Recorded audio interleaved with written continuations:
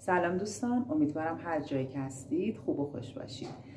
برای همه ما پیش میاد با بعضی آدم ها که صحبت میکنیم و میخوایم منظور خودمون رو بهشون متوجه بکنیم، هر چی توضیح میدیم و هر چی تقلا میکنیم باز اونها چیز دیگه رو دریافت میکنن، مسئله دیگه رو درک میکنن از حرف ما که اصلا منظور ما نبوده. یعنی انگار ما داریم با دو زبان متفاوت با هم دیگه صحبت میکنیم.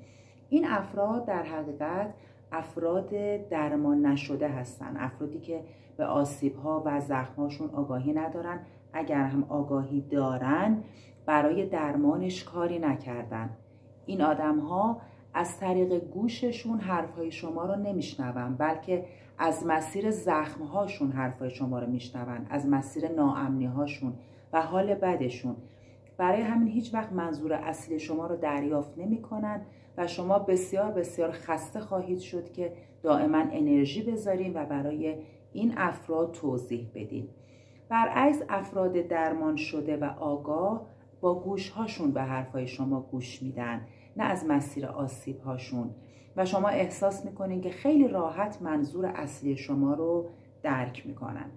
پس خیلی خودتون رو اذیت نکنین و انرژی نذارین برای توضیح دادن برای افرادی که ابزار درستی برای درک شما ندارن.